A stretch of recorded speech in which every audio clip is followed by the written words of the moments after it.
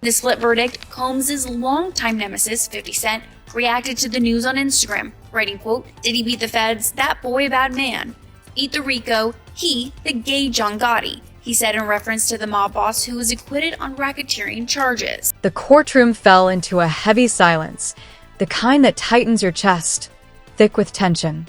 Diddy sat there, expression frozen, but his nerves gave him away.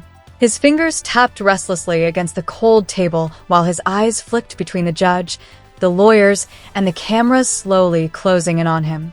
Combs, who pleaded not guilty to all charges, was convicted of prostitution-related offenses, but acquitted of the sex trafficking and racketeering charges in his case. After his verdict was announced, stars who have been connected to Combs over the years spoke out on social media, with fellow rapper 50 Cent posting a photo of himself smiling and mocking Combs' good fortune. He wrote alongside the pic, "Diddy beat the feds, that boy a bad man, beat the Rico," before comparing him to late mobster John Gotti. Aubrey O'Day, Combs' former protege and member of Danity Kane, also shared her candid reaction to his fate. She said while filming CNN's live coverage of the verdict on her Instagram stories, "Oh my God. The jury did not Guilty on Cassie, not guilty on Rico. No way that Jane is going to be guilty. Oh, this makes me physically ill. Cassie probably feels so horrible. Coercion involved in that. It could still be that the jury finds, Ronnie, yes, a person I'm gonna was moved vomit. across the ahead of the verdict, Aubrey spoke to E! News about what justice would look like for her in relation to the case. Justice for me in this setting, I would like to see all of the crimes that I know are true for him to serve time for all of those, personally. Professionally, I would like the prosecution to have done such an incredible job that nobody had any questions right now, and a lot of people have questions. At this point, if I'm going to blend those two worlds together, I would like to see a world in which they really connected the dots. I'd like to see them really bring home the charges that they indicted him for, because it's a dangerous game to play at a federal level against a billionaire mogul. There's cause for concern when you watch the trial, the very first part of it all play out, and there's still questions for people. I don't have any questions, but the prosecution needs to have done a good enough job to make sure that the jury doesn't.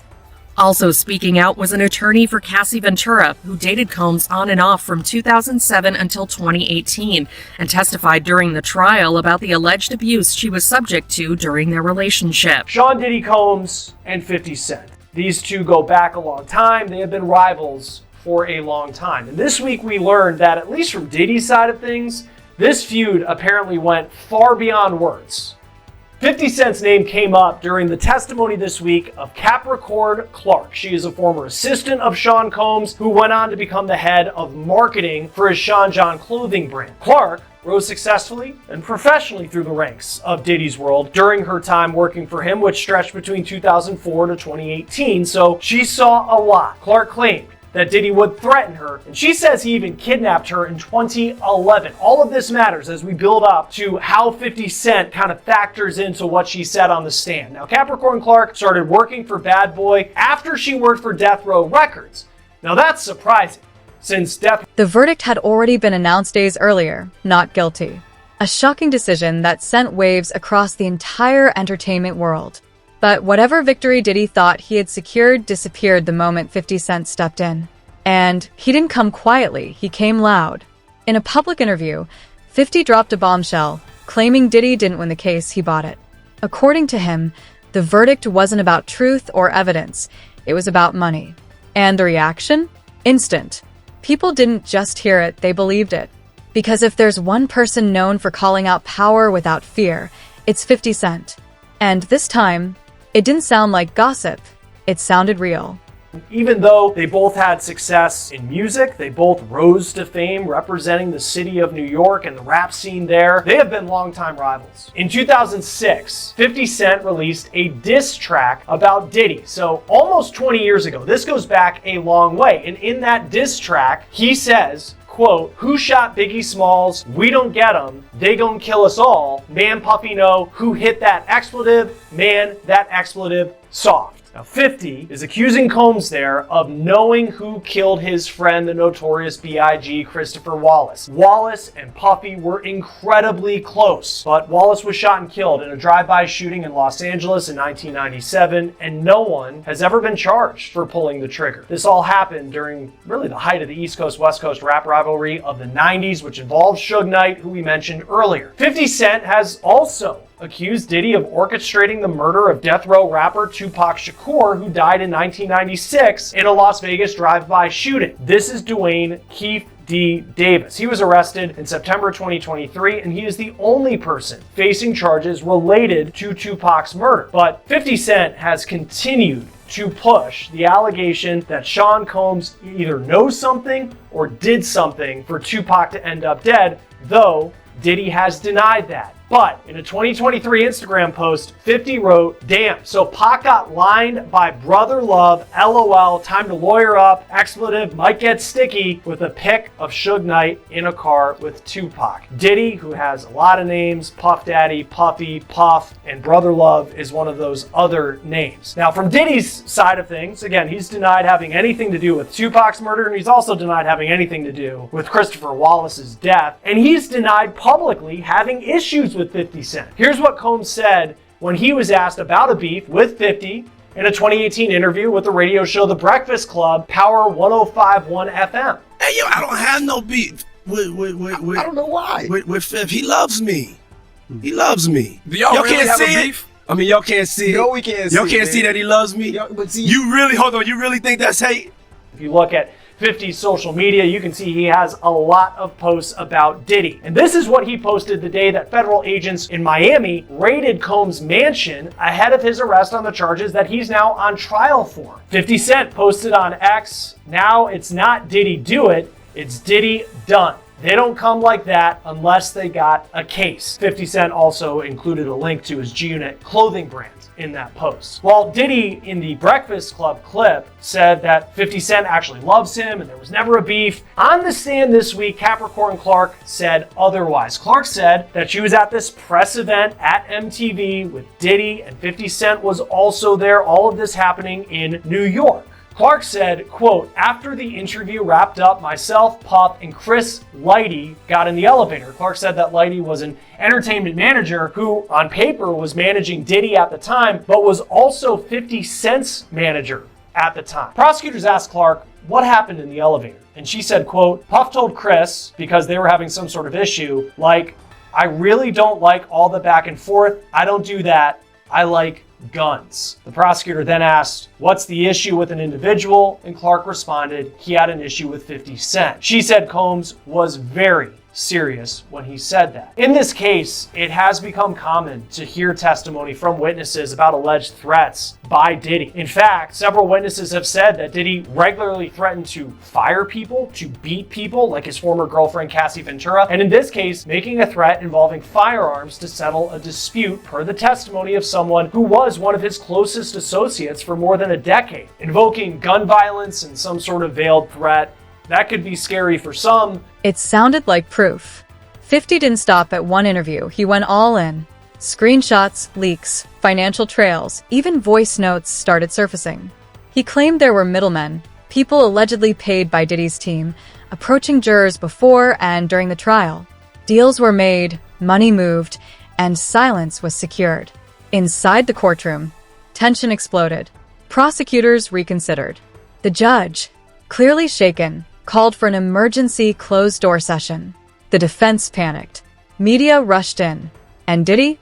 He snapped. The calm was gone. He stood up, shouting, denying everything, accusing 50 of lies, jealousy, and sabotage. But the more he spoke, the worse it looked. The judge had to shut him down. But by then, the damage was already done. Diddy issued a public apology, however didn't mention Cassie by name, as it's been reported Diddy is no longer able to say her name publicly as a part of their settlement. I was f***ed up. I mean, I hit rock bottom. But I make no excuses. My behavior on that video is inexcusable. I take full responsibility for my actions in that video. I'm disgusted. I was disgusted then when I did it, I'm disgusted now.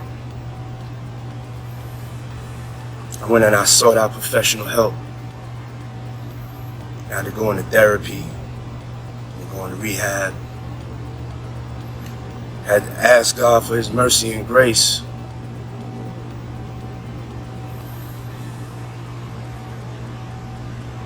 I'm so sorry.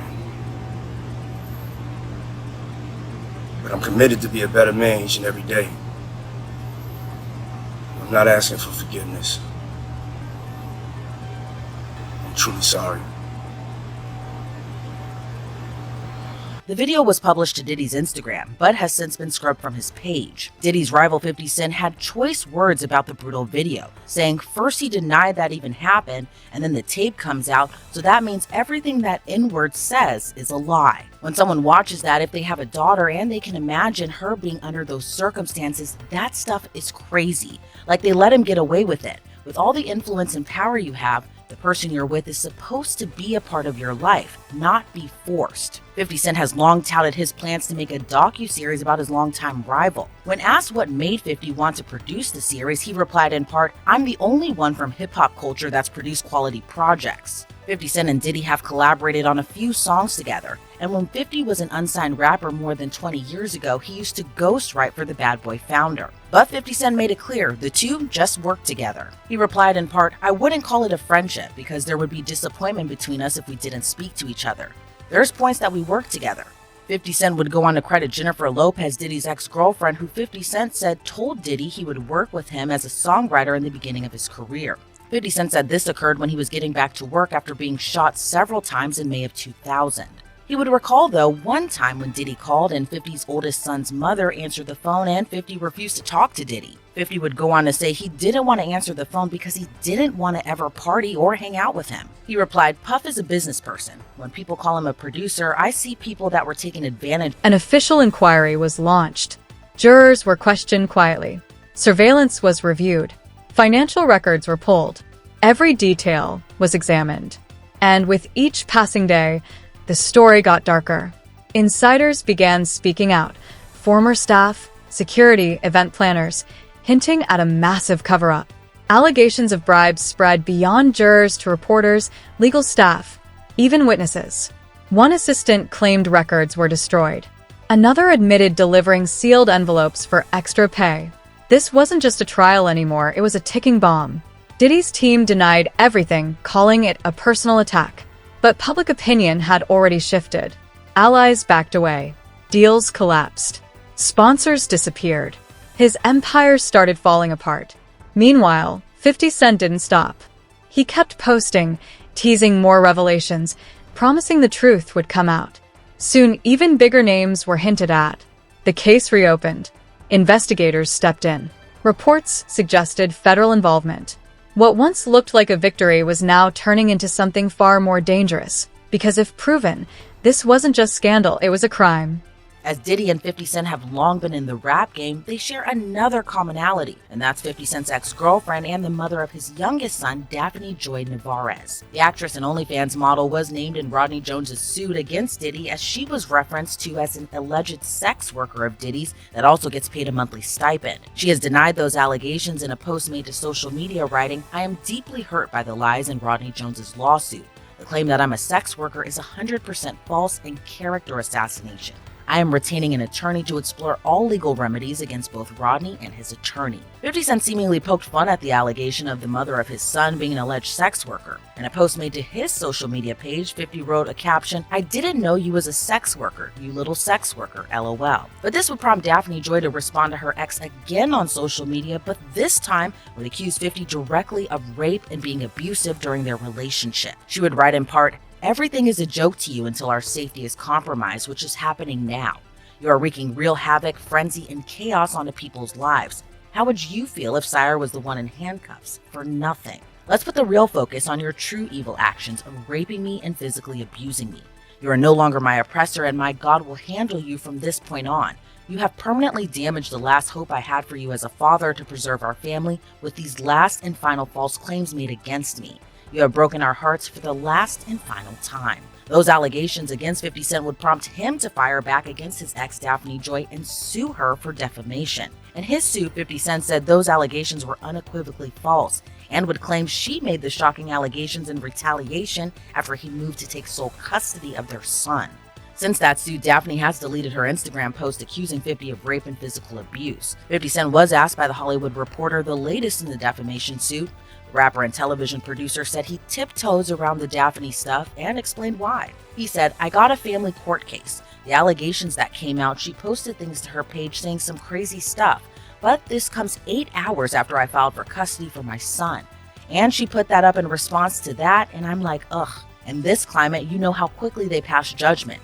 Things have worked out since she said those things." He went on to add, "I'd like to respond and say some wild stuff, but I've got to sustain that for my son." 50 was asked if he was worried about the allegations, especially given he's making a docuseries about an alleged abuser. And 50 replied, "It is damaging. It is damaging just to have anything said about you at this point, because you have people out there who don't believe your intentions, and if things are going in a positive direction for you and something pops, they gasp." He went on to say for entertainment purposes, they exploit that as much as possible, but there's no merit to it. But one thing 50 wasn't asked was if he believed Diddy would be formally charged and or potentially indicted for the many allegations he still faces. But attorney Ben Chu, who represented Johnny Depp during his trial against Amber Heard, says he does see an indictment coming down in Diddy's future. I agree with that. I mean, obviously, I don't have any inside information. I don't think many people do, but I do think the signs are ominous.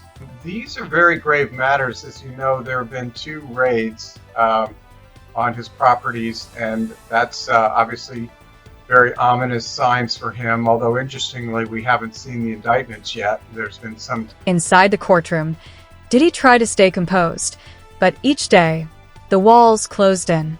Every headline felt like another blow. Every accusation pushed him closer to collapse. And 50 Cent? He didn't need to shout anymore. He simply said, "Justice shouldn't be for sale." And that one line echoed louder than everything else. The investigation widened. Subpoenas were issued. Old records were reopened. Messages were uncovered. And as it all unfolded, Diddy watched everything he built begin to crumble. He asked the public to wait for the truth, but the same system he once escaped was now turning back on him. Because if the verdict was bought, then justice was sold. Hearings were scheduled again. Witnesses returned. Some jurors even asked for protection. What started as one case now exposed something much bigger: power, influence, and a system that may have been manipulated from the inside. And now there was no going back.